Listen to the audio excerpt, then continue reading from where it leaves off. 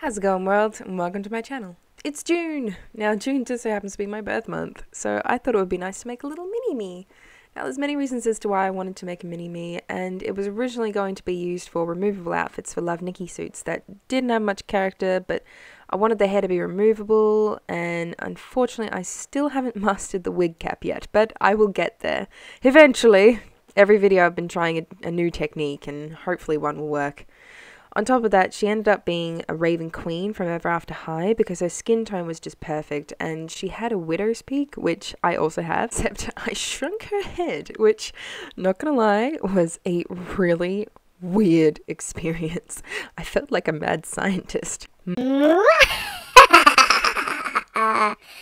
Oh dear. Which, unfortunately, I also didn't realize hardened the plastic to a point where it was like impossible to plug the hair in, and I was so upset because it meant I would have to make my own widow's peak. And never mind.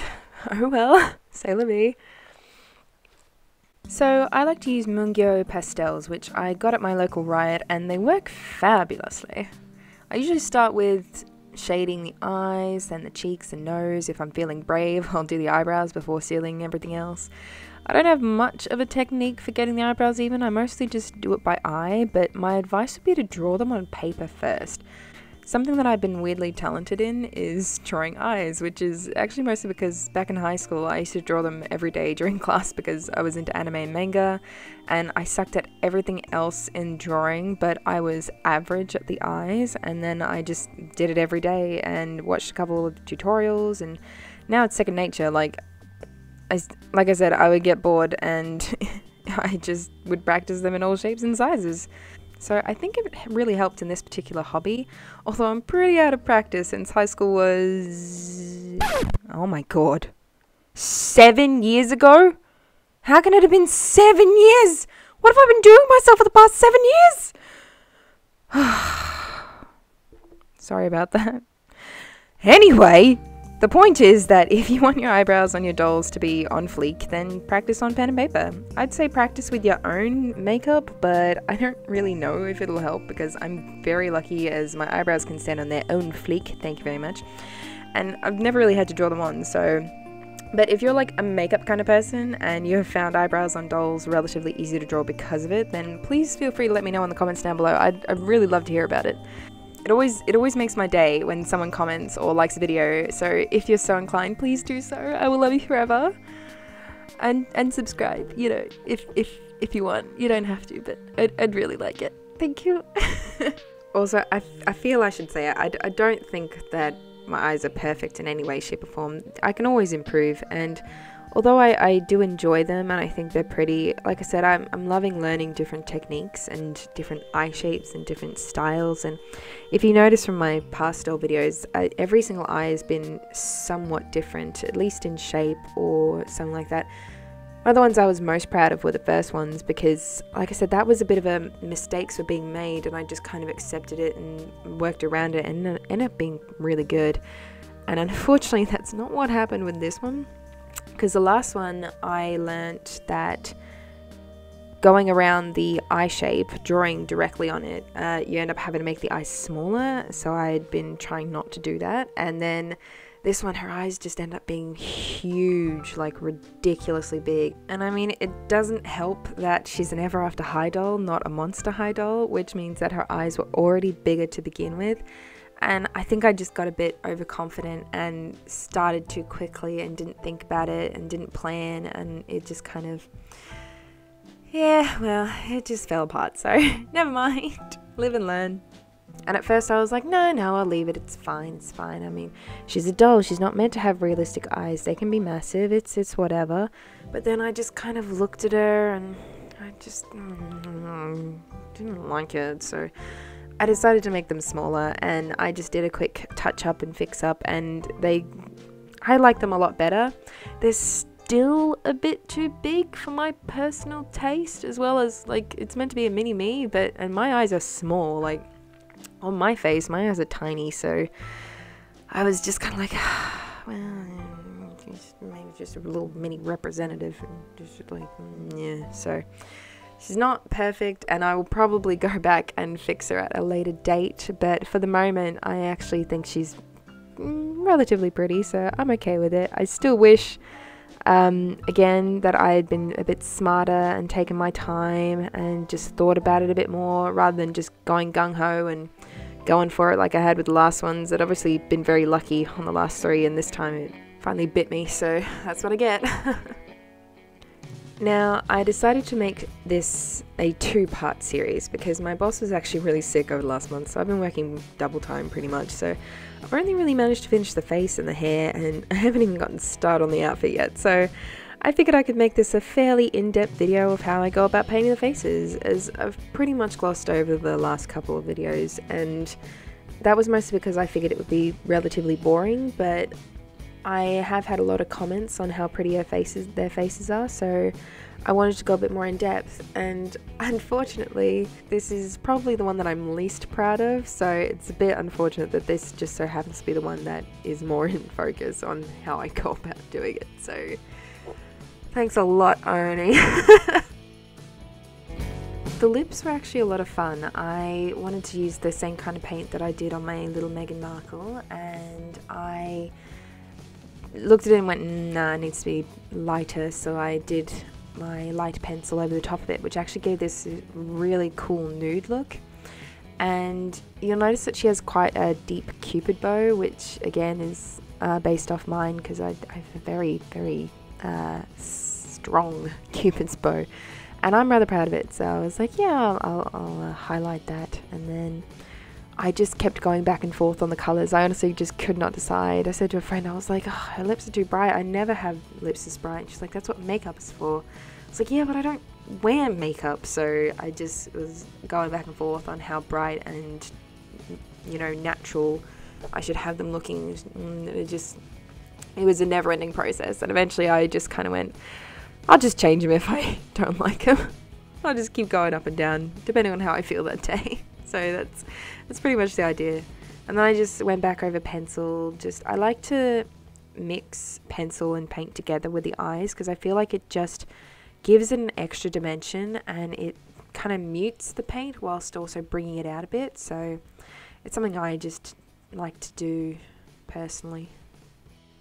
We're still on the original first eye that I started with and ended up changing, but I just wanted to show the process on how it came to be, because you'll see when I change it, I don't really do much. I just kind of move it over a little bit, and it was just, I basically just redid these steps, and I just wanted to show exactly how I got to this place in the first place.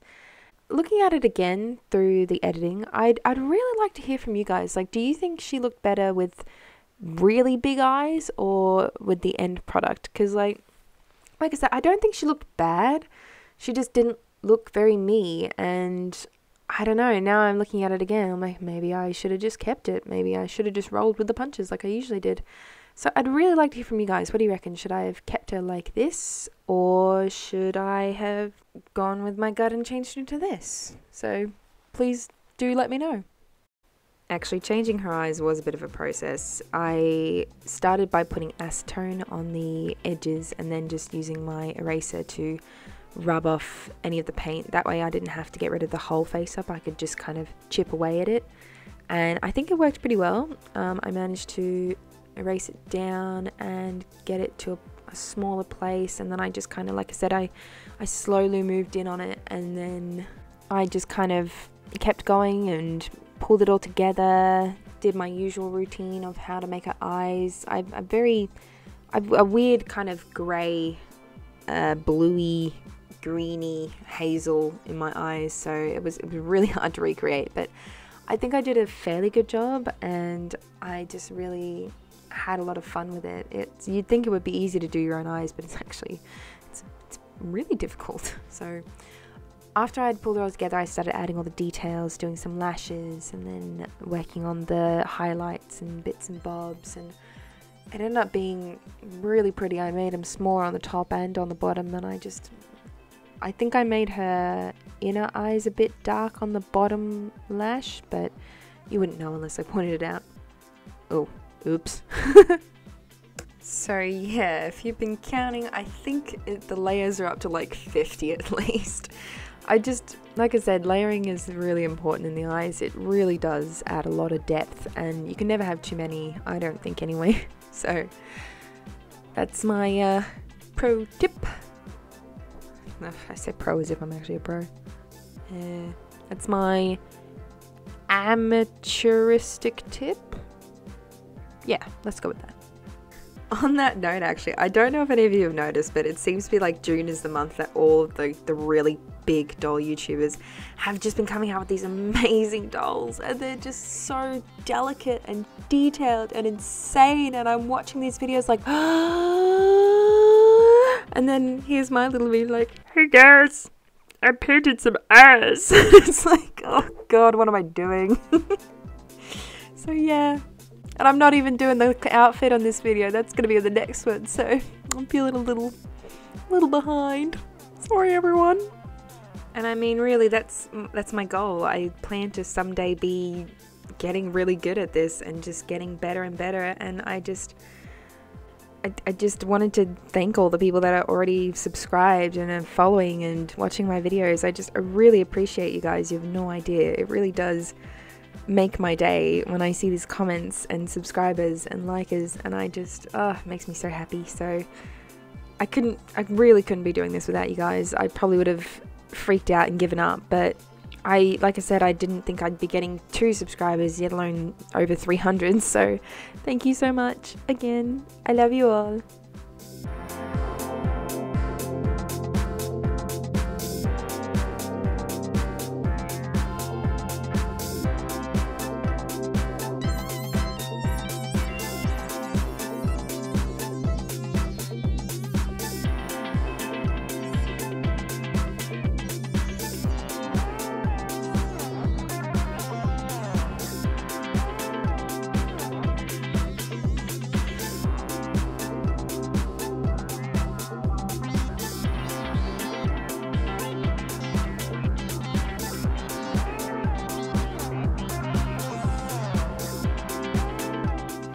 I gotta say, highlights are like my favorite part. They just seem to, I don't know, breathe just that little bit of extra teensy bit of life into them.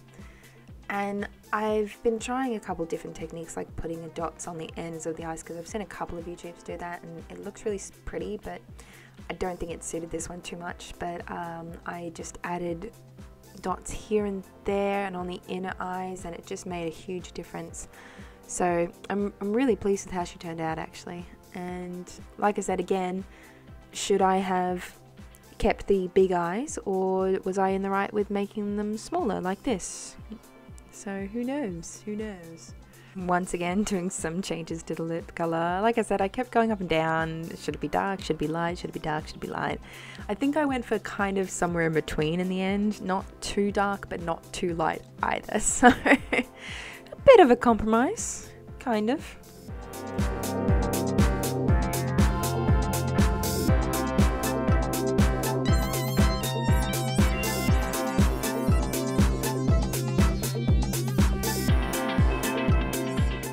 So I tried to recreate the widow's peak, like I said, and I started by putting the hair on this way so that I could eventually put the hair on the other way, if that makes any sense, so that I could fold this hair backwards and it would look like a hairline. That was the idea anyway.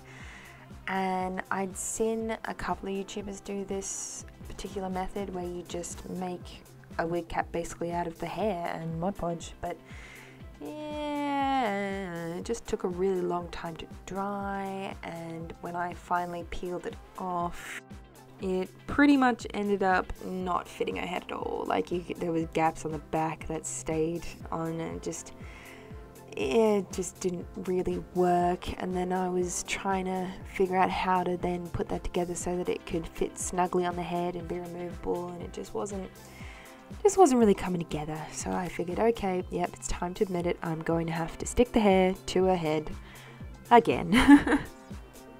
So because her hair won't be removable, and because I don't know, it just didn't feel right. I decided that instead of making Love Nikki outfits, I'm going to try and make her outfits inspired by just clothes that I really like, and also Disney bound outfits, because I go on Pinterest all the time and get so inspired by Disney bound, and I just thought, well, wouldn't that be cute to have on a little doll dress or little doll outfits? And then it also went on to the game that I have, Mickey's Magical World, which is a lot of fun, not gonna lie. And I just was like, yep, I can do this. I'm gonna make that, and it's gonna be adorable, and it's gonna be on this doll, and that way it can be different but the same. So it's gonna be a new series using Ever After High dolls instead of Monster High ones. And it'll just be a lot of fun, but it'll probably just be this one Raven Queen. Well, mini-me. I've got to stop calling her Raven. Okay, so I actually experimented quite a bit with the hair. I was trying all kinds of different things, but I started with just gluing it down with Mod Podge in order to make some wefts. And then a friend suggested, well, why don't you try doing some heating methods on the hair to see if you can actually curl it, because your hair is curly. And I was like, that's a good idea. Anyway, long story short, I tried the hair straightener and it burned the crap out of the hair. And it was just like, oh my god. So then I realized, oh, this is actually like glued it pretty much to itself. It just melted. So I actually made a bunch of wefts just by gluing in the middle of these long pieces and then just kind of cutting them in half, and it was just perfect. I couldn't believe how well it worked. And I was like, oh, that was so much faster than having to glue them all down and wait for them to dry overnight. So yeah, just new method, I guess. It worked brilliantly.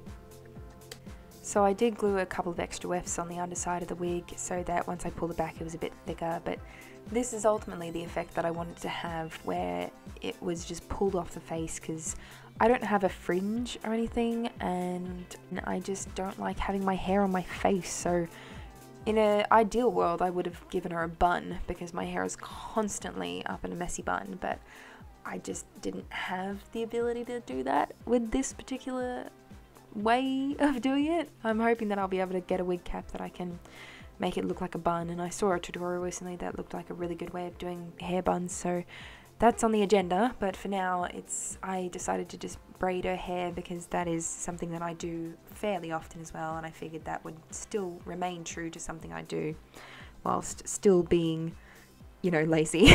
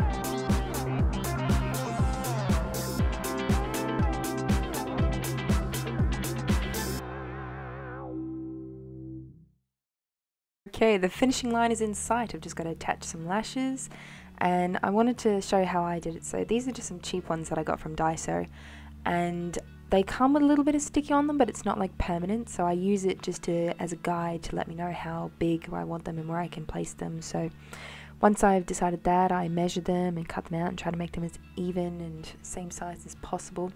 And then I peel off the little sticky glue that comes with them, and I use my own glue. Now we start with some fabric glue, which I use on the inner sides, and that's because it dries really quickly, so I can afford to let it sit there and then push it down on the other side, which I then use Mod Podge for, because, you know, I can afford to wait for it to dry this time. Then I usually just hold it down with my tweezers whilst I wait, and then once that's done I just move on to the next one.